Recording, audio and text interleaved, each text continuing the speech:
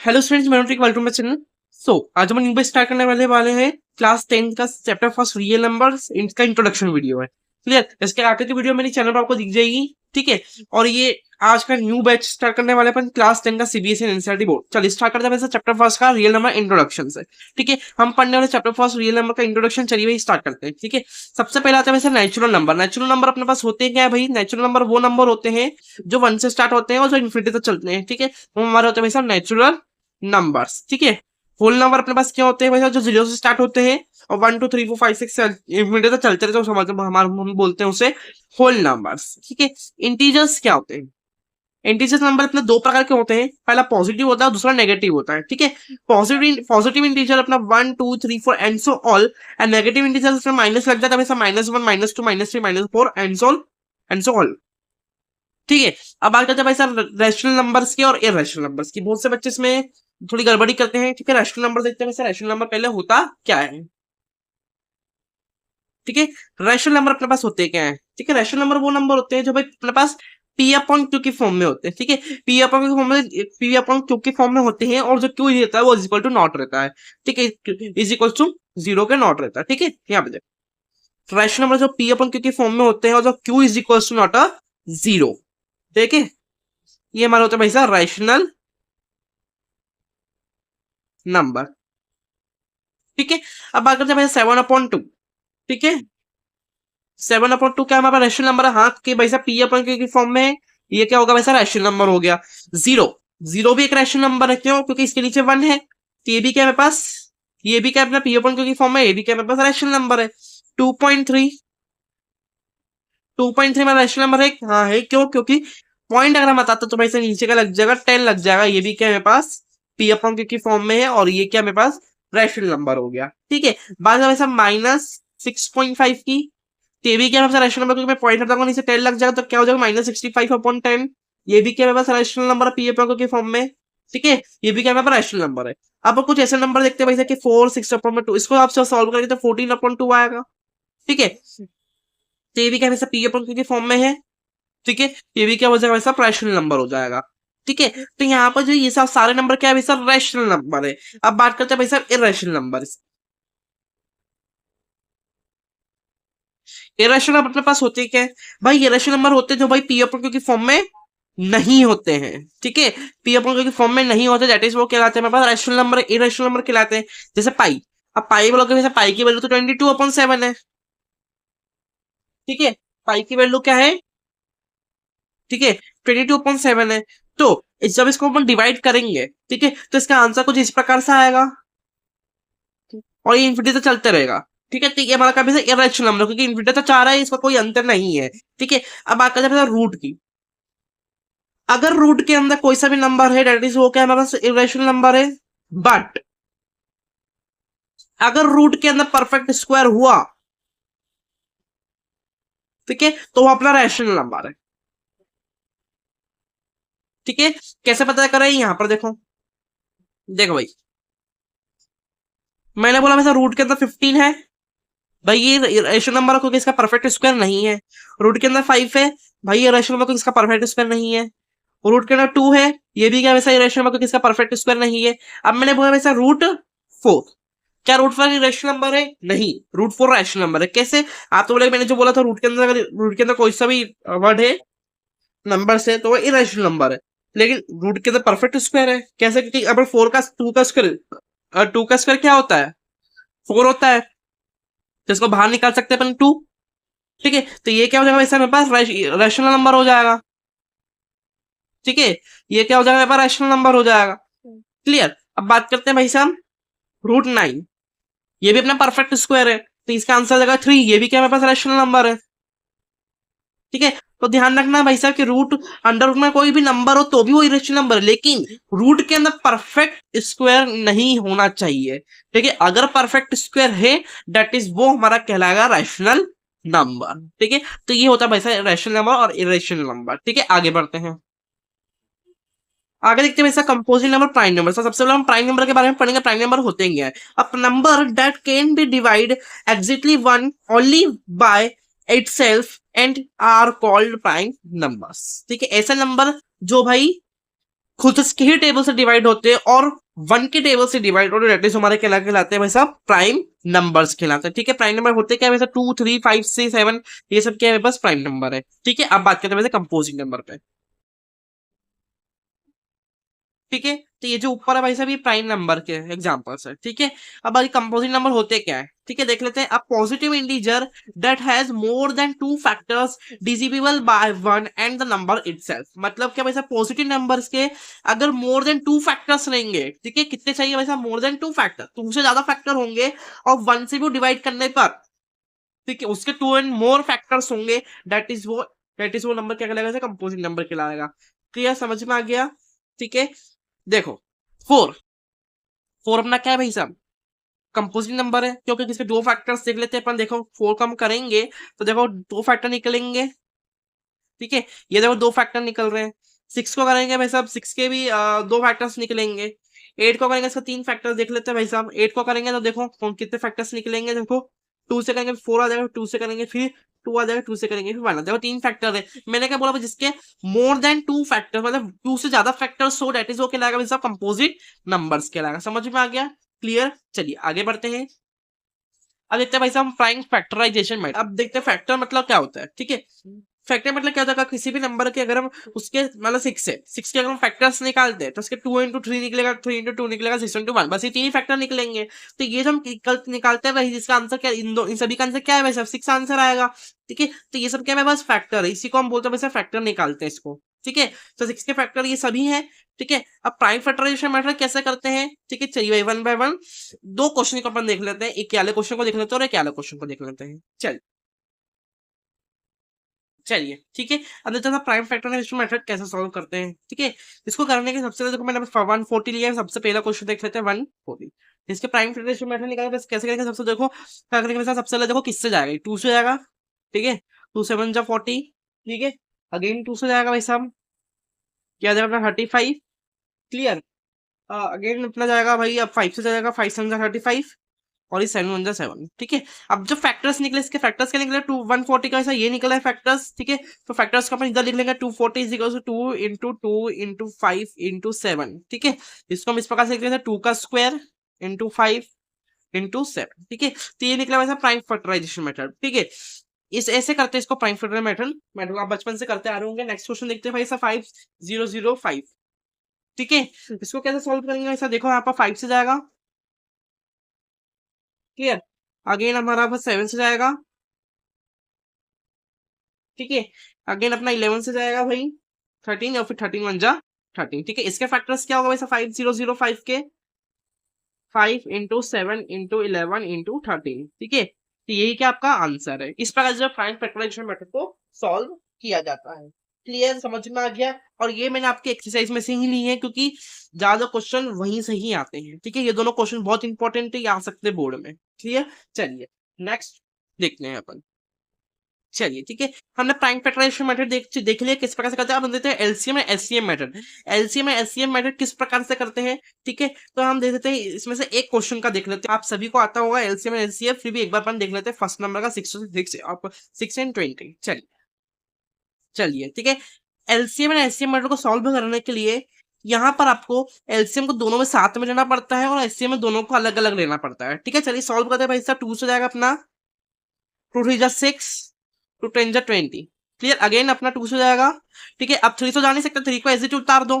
Clear, 2 5 जा 10। ठीक है, अब हम छोटी चीज से स्टार्ट करेंगे। ठीक है, ये 3 3 1 जा 3 और फिर ये 5 एज इट इज। अब 5 से करेंगे तो भाई साहब 1 1। हमें हमेशा ध्यान रखना है भाई साहब, छोटे नंबर से बड़ा नंबर की तरफ जाना है। ठीक है, ऐसा नहीं करना नहीं है कि आपने सबसे बड़ा नंबर लिया फिर छोटे नंबर पर जा रहे हैं, तो भाई एलसीएम गलत कहलाएगा आपका। ठीक है, तो हमारा निकलेगा बस एलसीएम। ठीक है, एलसीएम को फाइंड कैसे करते हैं वैसे, एलसीएम इस इक्वल इसका फैक्टर्स लिखना है वैसा 2 इंटू 2 इंटू 3 इंटू 5। ठीक है, इसको जब इंटू करोगे तो आंसर अपना ये आएगा। ठीक है, तो इसका आंसर वैसा 60 आ जाएगा। क्लियर, हम यहाँ पे एचसीएफ कैसे फाइंड करते हैं, यहाँ पे उसको फाइंड कर लेते हैं, 3 से जाएगा। 2 से भी कर सकते हैं, चलो 2 से कर लेते हैं। 2 2 3 जा 6, ये 3 1 जा 3। क्लियर, अगेन अपन क्या करते हैं 20 से कर सकते हैं। ठीक है, अब देखो 2 से करेंगे इसमें, 2 10 जा 20, 2 5 जा 10, ये 5 1 जा 5। ठीक है, अब एचसीएफ फाइंड करने के लिए हमें दोनों में कॉमन चीजें देखनी पड़ती है, ठीक है। कॉमन क्या रहा है अपना, टू टू कॉमन आ रहा है, ठीक है, तो हमारा आंसर क्या हो जाएगा भाई साहब, 2। क्लियर, यही क्या हमारा एचसीएफ, समझ में आ गया, ठीक है। तो इस प्रकार से एलसीएम और एचसीएफ मेथड को सॉल्व किया जाता है। चलिए आगे बढ़ते हैं, ठीक है। अब एक फॉर्मूला होता है इसका, इस क्वेश्चन इस 1.1 में आपको लगेगा, क्वेश्चन नंबर 4 में एक फॉर्मूला होता है LCM into HCF is equal to product of two numbers, ठीक है। प्रोडक्ट ऑफ टू नंबर्स को मैं ए इंटू बी भी लिख सकता हूँ, ठीक है, ए इंटू बी भी लिख सकता है। प्रोडक्ट ऑफ टू नंबर्स होते क्या वैसा, यहाँ पर देखेंगे अपन, क्वेश्चन मान लो आपको दे रखा है फर्स्ट नंबर पे कि मान लो आपके पास 6 और 20 है, ठीक है। 6 और 20 का आपने एलसीएम एचसीएफ निकाला, अभी जैसे कि हमने निकाला था, ठीक है। अब यहाँ से हमने एलसीएम भी निकाल लिया, एचसीएफ भी निकाल लिया यहाँ पर, ठीक है। अब प्रोडक्ट ऑफ टू नंबर्स होता क्या है, अब सबसे पहले एलसीएम इंटू एचसीएफ, जो हमारा निकला वैसे एलसीएम जो निकला उसका इंटू करेंगे वैसे एचसीएफ से, और प्रोडक्ट ऑफ टू नंबर अपने जो क्वेश्चन में है ये अपने होते हैं भाई साहब प्रोडक्ट ऑफ टू नंबर्स, ठीक है, ये अपने होते हैं प्रोडक्ट ऑफ टू नंबर, तो इसका अपन इंटू कर लेंगे। और अगर आंसर में इक्वल आ रहा है दोनों तरफ क्या आना चाहिए सर, इक्वल, ठीक है, दोनों तरफ इक्वल आना चाहिए, और दोनों तरफ जब आंसर आपके इक्वल आ रहा है दैट मींस आपका क्वेश्चन सही है, ठीक है। तो एक ये फॉर्मूला होता है, बहुत इंपॉर्टेंट है, आएगा एग्जाम में, ठीक है, क्वेश्चन नंबर 4 1.1 का, ठीक है। तो अच्छे से करेंगे अपन आगे में, तो आगे के सबसे पहले देखते हैं इसको सॉल्व किस तरह किया जाता है, तो उसी उसी को देख के कर लेते हैं अपन, ठीक है। चलिए अभी अपने भाई साहब एलसीएम टू एचसीएफ मेथड देखी थी हमने, यही वाला सॉल्व करा था 620, एलसीएम टू एचसीएफ हमने सॉल्व कर लिया। अब वेरीफाई करेंगे अपन, क्वेश्चन में बोलता है वैसा वेरीफाई करो, वेरीफाई दैट, वेरीफाई करेंगे किससे, LCM into HCF basically product of two numbers को मेरे को बताया था वैसे मैं ए इंटू बी भी लिख सकता हूँ, ठीक है। तो एलसीएम क्या निकला वैसे हमारे पास 60, और एचसीएफ क्या निकला मेरे पास 2 निकला, ठीक है। Is equal product of two number मतलब क्वेश्चन के, भाई क्वेश्चन क्या हमारा 6 इंटू 20, ठीक है, इसको अपन इंटू कर लेंगे। आंसर अगर आपका सेम आ रहा है दोनों तरफ दैट इज आपका इक्वल है, देख लेते हैं अभी, ठीक है। ठीक है, तो दोनों तरफ हमारा वैसा 120 आएगा और इधर भी क्या आएगा वैसा 120, तो इसी प्रकार से इसको सॉल्व करते हैं, दोनों तरफ इक्वल आ रहा है और इसको इसी प्रकार से सॉल्व करते हैं। आप जब क्वेश्चन करोगे तो वैसा वेरीफाई दैट करने को आपको आएगा कि LCM into LCM product of two numbers को आपको सॉल्व करना है, ठीक है। बहुत ही अच्छा क्वेश्चन है, ये आ सकता है एग्जाम में, इसी प्रकार से आपको ये करना है। क्लियर, समझ में आएगा। चलिए आगे की इंट्रोडक्शन में देखते हैं। चलिए ठीक है, मैंने आपको सारी इंट्रोडक्शन बढ़ा दी है, बस लास्ट इंट्रोडक्शन बची है वैसे how to prove that irrational numbers, irrational numbers को हम इरेशनल किस प्रकार से प्रूफ कर सकते हैं वो देखेंगे अपन, ठीक है। नंबर ऑफ क्वेश्चंस आपके सामने है, क्लियर, एक एक करके हम सारे क्वेश्चंस देखेंगे। आपको इस प्रकार से भी एग्जाम में आ सकता है और आता ही है 100% आपको ये प्रूफ करने के लिए आएगा एग्जाम में। 3 मार्क्स का आता है या तो फिर 2 मार्क्स का आता है, ठीक है। 2 मार्क्स का आएगा तो भाई से छोटा वाला आएगा ये वाला, और अगर 3 मार्क्स का है तो भाई से बड़ा वाला आएगा, ठीक है। किस प्रकार से सॉल्व करते हैं इसकी मेथड को देखना है आपको यार, और कुछ नहीं करना है, ठीक है। नंबर ऑफ क्वेश्चंस आपके सामने, ठीक है, अलग अलग प्रकार के, इस प्रकार से भी आ सकता है, इस प्रकार से भी आ सकता है, ऐसे भी आ सकता है, ऐसे भी आ सकता है, ऐसे भी आ सकता है, ऐसे भी आ सकता है, ठीक है। फटाफट फटाफट से सारे क्वेश्चंस अपन देख लेते हैं। चलिए चलिए ठीक है, मुझे इसको प्रूफ करना है भाई साहब कि ये इरेशनल नंबर है या नहीं है, ठीक है। सबसे पहले आप इसको मान लेंगे भाई साहब √2 is rational number.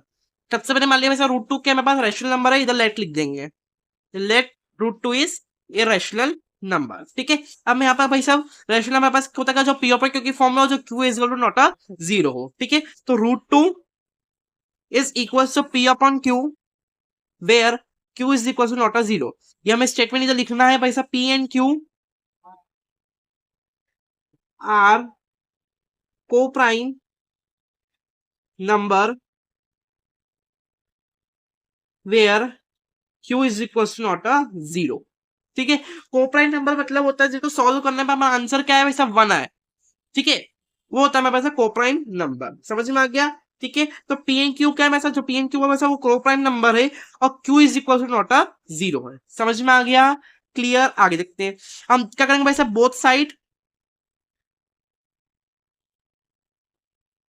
Are squaring, both side क्या कर देंगे स्क्वायरिंग, मतलब √2 का भी स्क्वायर कर देंगे और पी अपॉन क्यू का भी अपन क्या कर देंगे भाई साहब, स्क्वायर कर देंगे, ठीक है। अब यहाँ पर देखो भाई साहब स्क्वायर से स्क्वायर अपना कैंसिल हो जाए, बच्चे का अपना 2 इज इक्वल टू पी का स्क्वायर अपॉन में क्यू का स्क्वायर, दोनों का स्क्वायर तो भाई पी का भी स्क्वायर और क्यू का भी स्क्वायर। ठीक है, अब यहाँ पे ऐसा 2 अपना मल्टीप्लाई में नीचे जगह डिवाइड में हो जाएगा, और जो हमारा क्यू है क्यू स्क्वायर है वो अपना डिवाइड में ऊपर जाकर क्या हो जाएगा, मल्टीप्लाई में हो जाएगा। ठीक है, जब यहाँ पर q square is equal to p का स्क्वायर अपॉन में 2। अब यहाँ पर स्टेटमेंट लिखेंगे वैसा कि पी स्क्वायर इज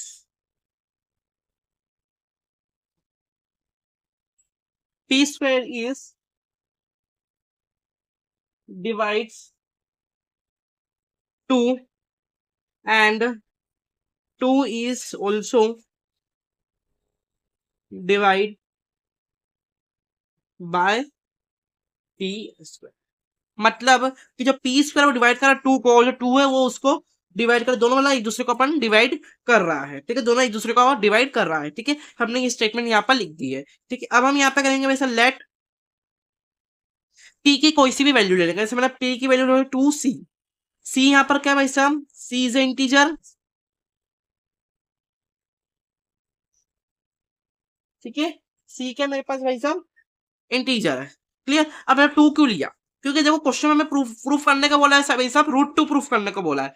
ठीक है, तो क्वेश्चन के अकॉर्डिंग ही आपको नंबर बोला है, अगर √5 वाला तो 5 लिखेंगे अपन, 6 बोला तो 6 लिखेंगे। ठीक है, ऐसे हम 2 पी की स्क्वायर की वैल्यू लेंगे। ठीक है, और सी एबीसीडी में आप कोई सा भी वेरिएबल ले सकते हैं, और ये जो हमारा क्या कहलाएगा वैसा इंटीजर कहलाएगा। ठीक है, तो पी की वैल्यू जल्दी से जल्दी पुट कर दूंगा मैं सब, Q square is equal to p का स्क्वायर मतलब 2c का होल स्क्वायर अपॉन में 2, Q square is equal to 2 to 4 सी का होल स्क्वायर अपॉन में 2। ठीक है, समझ में आ गया। अब देखो यहाँ पर, ठीक है, क्यू स्क्वायर इज इक्वल, देखो भाई साहब 2 1 2 2 टू 4 कैंसिल हो गया, मतलब 2c का होल स्क्वायर। नंबर है मल्टीप्लाई में नीचे जगह डिवाइड में हो जाएगा भाई, तो देखो क्यू स्क्वायर अपॉन में 2 is equal to c square. बस हमें क्वेश्चन को यहीं तक सॉल्व करना है, हमारा प्रूफ हो जाता है। ठीक है, हमारा प्रूफ हो जाता है भाई साहब, हिंस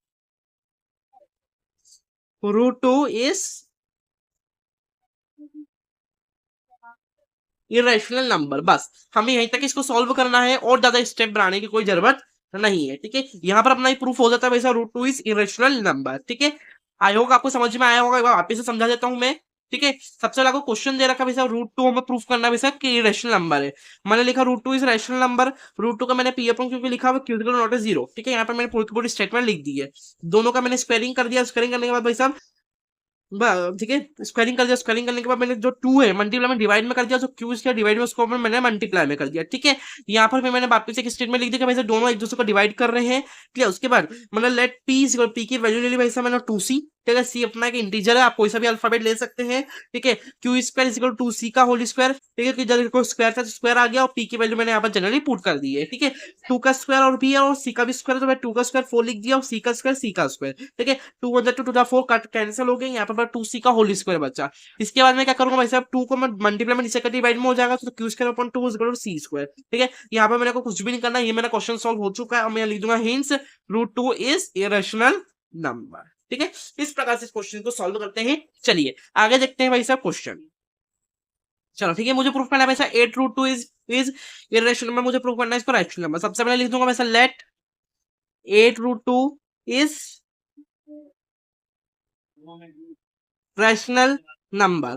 क्लियर, आपको पता है कि वो जो ये वाला जो क्वेश्चन था मेरे पास, जो मैंने आपको सॉल्व करके बताया था। ठीक है, तो ये जो क्वेश्चन है वैसे ये 3 मार्क्स में आता है, सबसे लॉन्ग क्वेश्चन आपका यही है। ठीक है, इसका जो शॉर्ट क्वेश्चन है वो ये आपके सामने यही है, वो शॉर्ट क्वेश्चन जो आपके 2 मार्क्स में आ सकता है। ठीक है, कैसे सॉल्व करेंगे यहाँ पर देखो।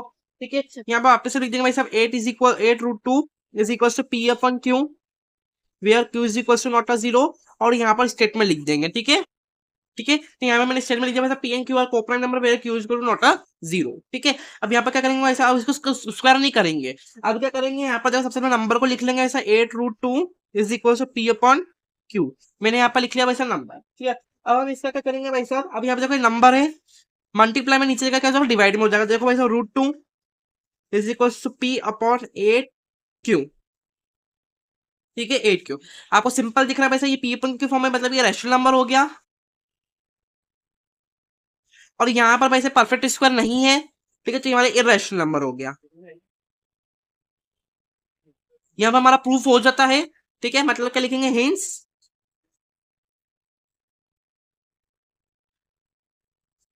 8 √2 इज इरेशनल नंबर। ठीक है, समझ में आ गया, यहाँ पे हमारा प्रूफ हो जाता है। तो ये जो क्वेश्चन है आपको ये 2 मार्क्स का आता है, क्योंकि वैसे इतना ही इसमें करना है, ठीक है, और कुछ नहीं करना है इसमें। ठीक है, और जो वो लॉन्ग वाला क्वेश्चन था वो आपको 3 मार्क्स में आता है। क्लियर, ये जरूर आएगा ही सही। ठीक है, यहाँ पे मैंने आपको सारा इंट्रोडक्शन बता दिया है, ठीक है, इस चैप्टर से रिलेटेड। ठीक है, अगर आपको मेरी वीडियो अच्छी लगी हो तो इसे लाइक सब्सक्राइब कमेंट जरूर कीजिए। ठीक है, इसके आगे की एक्सरसाइज आपको मेरे चैनल पर मिलती रहेगी। ठीक है, thank you for watching the video.